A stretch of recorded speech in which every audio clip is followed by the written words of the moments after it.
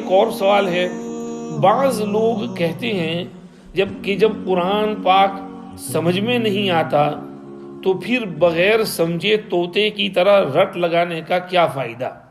کیا یہ بات صحیح ہے؟ ایسی ذہنیت والوں کو ہم کیسے سمجھائیں؟ اور اگر وہ نہ سمجھیں تو کیا پھر بھی ہم ان سے دوستی رکھ سکتے ہیں؟ بڑا اچھا سوال بھیجا۔ یہاں پر دو باتیں الگ الگ ہیں، ایک ہے تلاوت اور دوسری ہے تدبر اور فہم۔ قرآن پاک یہ کوئی عام کتاب نہیں ہے، یہ خاص کتاب ہے، اسپیشل کتاب ہے، یہ اللہ کا کلام ہے جو اللہ نے اپنے مقدس فرشتہ حضرت جبریل امین علی نبینا وعلیہ الصلاۃ والسلام کے واسطے سے حضرت محمد الرسول اللہ صلی اللہ علیہ وسلم کے قلب اطہر پر نازل فرمایا۔ تو اس کا حکم تو ٹوٹلی ڈفرنٹ ہے، ایک دم الگ ہی ہے اس کا حکم۔ ایک دفعہ ہمارے یہاں ڈاکٹر صاحب تفسیر میں آتے تھے تو مجھے کہنے لگے، ماشاءاللہ ڈاکٹر صاحب بہت نیک، بہت قرآن پڑھتے، تہجد کے پابند، تو وہ کہنے لگے میں وہ رات کو 2 بجے اٹھ جاتا ہوں اور اپنا کچھ تہجد پڑھ لیتا ہوں، پھر قرآن پڑھتا ہوں۔ تو میری بیٹی مجھ سے کہنے لگی، ان کی بیٹی بھی ڈاکٹر نہیں ہے، وہ کہنے لگی ابا آپ قرآن پاک کے پیج کے یہ ٹاپ سے لے کر کے یہ باٹم تک آپ نے پورا پیج پڑھا، اس میں آپ کو ایک لائن بھی اور ایک حرف بھی سمجھ نہیں پڑی، تو پھر اس کو پڑھنے کا فائدہ کیا ہے؟ اب میں اس کو کیا جواب دوں؟ میں نے کہا ڈاکٹر صاحب آپ اس کو یہ سمجھائیے کہ بھئی تو اس کتاب کو یہ اشکال اس لیے کر رہی ہے کہ اس کتاب کو دوسری کتابوں پر قیاس کر رہی ہے۔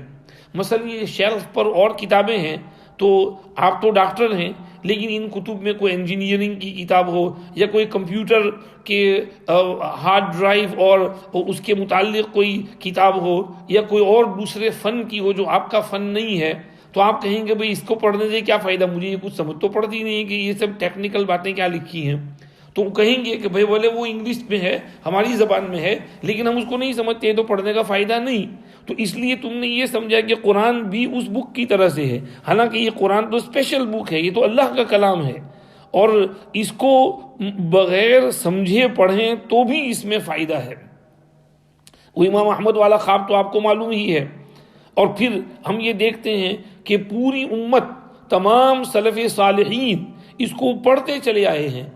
صحابہ کرام جگہ جگہ گئی، انہوں نے فتوحات کی، تو اب ظاہر ہے وہاں پر فتوحات میں سب ممالک تو عربی نہیں تھے، اب ایران فتح ہوا ہے تو وہ تو فارسی لوگ تھے، وہ فارسی بولنے والے تھے، لیکن صحابہ نے وہاں قرآن کی تعلیمات عام کی اور قرآن انہوں نے پڑھا، بھلے عربی سمجھ نہیں پڑتی تھی لیکن الف با تا سا سکھایا، قرآن پڑھنا ان کو سکھایا۔ تو یہیں سے تو بسم اللہ ہوتی ہے، تو اگر یہیں بریک لگا دیں گے تو آگے کیسے بڑھیں گے؟ پھر ہم تو جانتے ہیں کہ بھئی ہمارے نبی صلی اللہ علیہ وسلم نے کہا کہ قرآن شریف کے ایک حرف پر 10 نیکی ملتی ہیں، الف لام میم 3 حرف تو 30 نیکیاں ہو گئی۔ تو اب ہر حرف پر 10 نیکی مل رہی ہے، تو آپ لوگوں کو اس طرح روک تھام کر کے کیوں ان نیکیوں سے محروم کرتے ہیں؟ دیکھیے قرآن شریف میں حضور نے الف لام میم سے عجیب مثال دی ہے، کیونکہ الف لام میم کا میننگ ہم کو سمجھ نہیں پڑتی، اور الف لام میم صاد، الف لام میم را، الف لام را، حامیم عین سین قاف کاف ہا یا عین صاد، تو حضور نے یہ مثال دے کر کہا کہ اس کی تم کو سمجھ نہیں پڑتی، پھر بھی تم کو اس میں 10 نیکیاں ملیں گی ایک حرف پر۔ کاف ہا یا عین صاد میں 5 حرف ہیں، 50 نیکیاں مل گئیں۔ حضور خود کہہ گئے کہ پڑھو، تو سمجھ نہیں پڑے پھر بھی پڑھنا ہے۔ تو اس لیے قرآن پاک کی تلاوت کو اس طرح سے روکا نہ جائے، قرآن پاک تو زیادہ سے زیادہ پڑھا جائے۔ دیکھو 21ویں پارے کی پہلی آیت میں کیا کہا ہے؟ بسم اللہ الرحمن الرحیم، اتل ما اوحی الیک من الکتاب واقم الصلاۃ، ہے نا جی۔ اور اللہ نے دوسری جگہ کیا کہا؟ وامرت ان اکون من المسلمین وان اتلو القرآن۔ آگے کیا کہا؟ ان الذین یتلون کتاب اللہ، وہاں پر یہ نہیں کہا یفہمون، بلکہ کیا کہا؟ یتلون، تلاوت کرو بس۔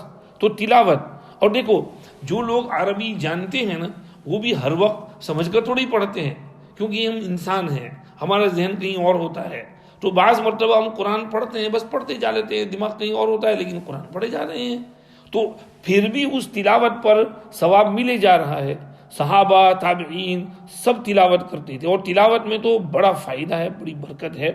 ایک حدیث میں فرمایا من قرأ آیۃ من کتاب اللہ تعالی فلہ بہ حسنۃ مضاعفۃ،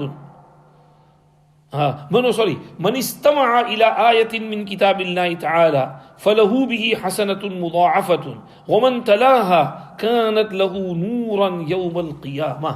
کوئی قرآن شریف کی ایک آیت سنے گا تو اس پر بھی اس کو مضاعف اجر ملے گا، اور جو تلاوت کرے گا تو اس کی تلاوت تو اس کے لیے قیامت کے دن نور ہی نور کا باعث بنے گی، خوب نور ملے گا اس کو۔ تو اس لیے تلاوت خوب کی جائے۔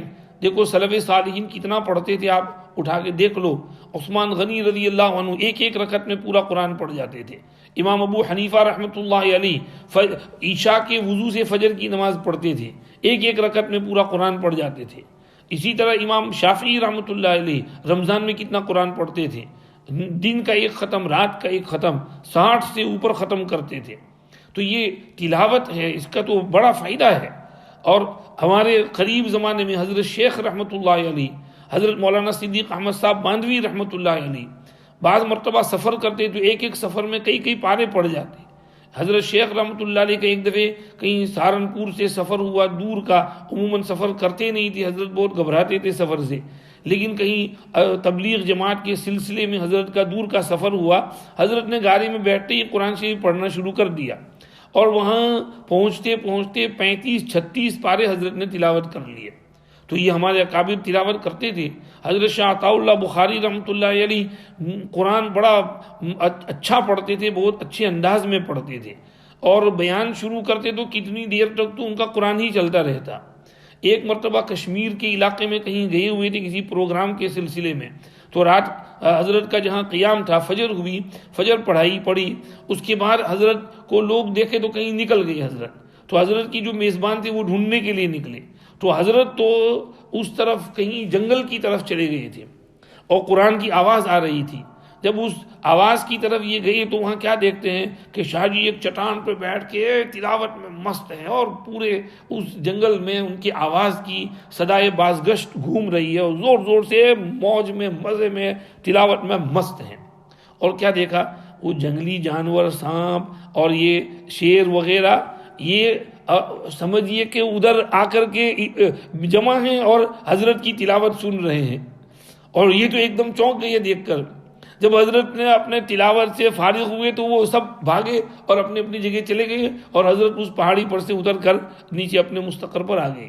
تو یہ تو تلاوت ہے، کلام پاک ہے، اس کو آپ ہلکا نہ سمجھیں، معمولی نہ سمجھیں۔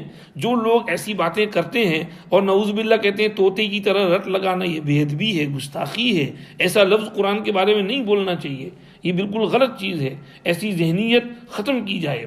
اگر ایسے لوگ نہ سمجھیں تو ان سے دوستی نہ رکھیں، ان کے ساتھ دوستی رکھنے کا کوئی فائدہ نہیں ہے، یہ تمہارا ذہن بگاڑیں گے، اور یہ تو ایک اشکال کیا ہے، ایسے پتہ نہیں ایسے کتنی اشکال کریں گے اور آپ کا ذہن خراب کریں گے۔